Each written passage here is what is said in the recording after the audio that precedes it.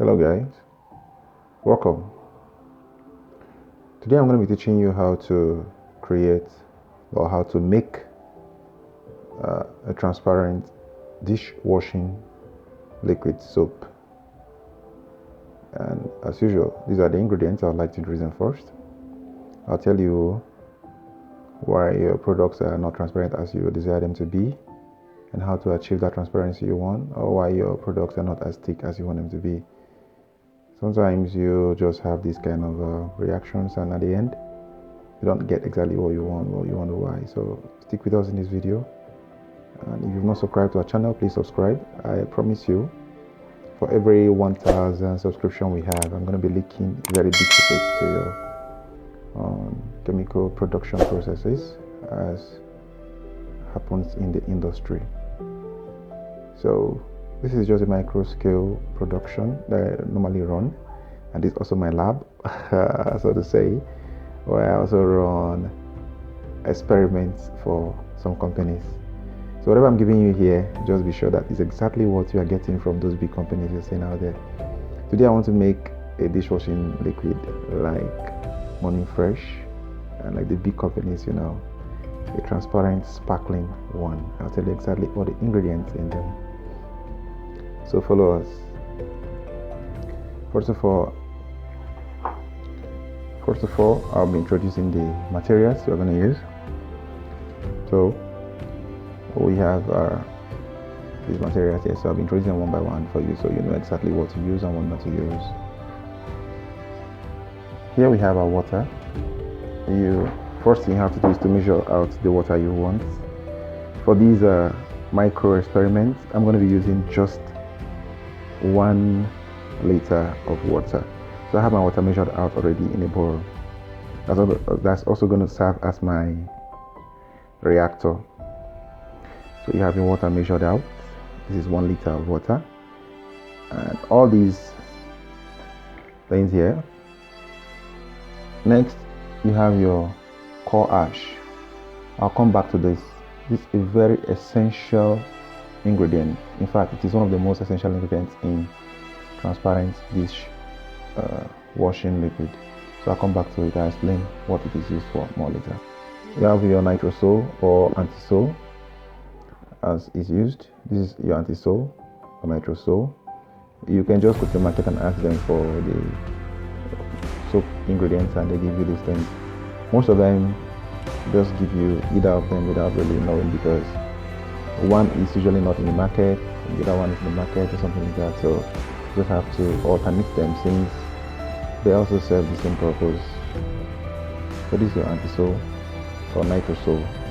I've not tested it, so I don't know exactly what it is, but it's more like this is a antisol or nitrosol from the texture. The next is your SLS. This is SLS. It's also used as a foaming agent, or to help foaming in soap and create the alkaline feel, the slippery feel you have when you're using soap. Then you have your STPP. It's a very long name, a scientific name that if you start calling now, we may spend the remaining part of this year trying to explain or call the name out. So it's just abbreviated for you as STPP. Same thing with SLS. SLS is usually called sodium lauryl sulfate or something. So you can see, if you start calling all their names, they are just long. So this STPP is known as STPP in the market as a trade name for it. So just get used to that. The next, this big man here, is potassium hydroxide or caustic potash. People use caustic soda. Yeah, you can also use caustic soda, but I prefer caustic potash because it's more reactive. You can use caustic soda, you can use caustic potash. So most times I use caustic potash. We also have our soda ash. This soda ash is used for the production too of our transparent liquid soap. Next is our table salt. This is Mr. Chef table salt. It's common. So long as you visit the kitchen, you should know it. You can use Dangote salt, you can use any salt, you can use any salt that's common in your locality. So this salt is the next ingredient. Then we have this black man. He is called sulfonic acid. It's an anti-aging substance, and it's also used to help your hands and things. There are lots of ingredients for this. We're going to stick with just these few, and this is just the best anyway you can get. Okay, I forgot to mention there's another man I've not mentioned here.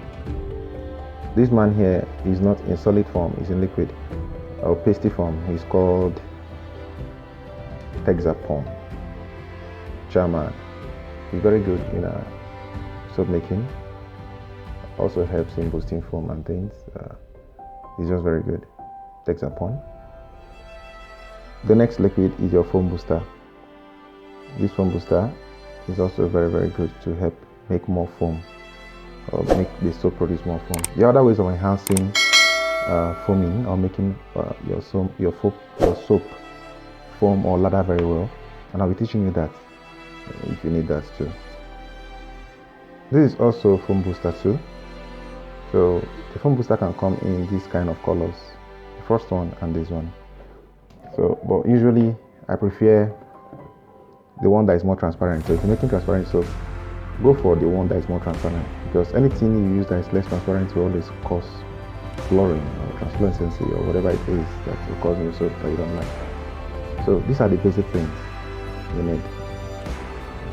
Before I proceed, I want to say something about the salt. You see, usually you go through the internet, you go through soap tutorials and things.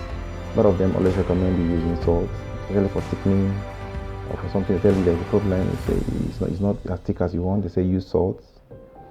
I want to tell you that this is wrong. So I want to tell you that actually it's not every reagent here we use for transparent soap. And I'll tell you why you don't use salt. This table salt. You use most of these things are salt, so long as it's not acid, it's not base. It's usually salt in chemistry. If it's an organic acid, if it's an organic base, it's salt. If it's a compound of any metal, it is usually salt. Especially when a non-metal reacts with a metal, it's salt. This is sodium chloride salt. You have sodium lauryl sulfate, is a salt. You have potassium hydroxide, is a base, an alkaline. Now, why you don't use salt is this, and I'll give you the simple experiment. You can try have a foamy water, just produce foam in water, pour soap in water, make it foam, and then pour salt into it, and you see how the salt will kill the foam. So this is to tell you that if you are looking for something that will foam very well for you, you cannot use salt. Salt does not allow water or soap to lather. It causes hardness in water. So you don't use salt. Okay? I see people say these things, but believe me, it's misguidance. It's not scientific. There are other chemicals, but I just want to stop here for the sake of time. So let's get to the main work.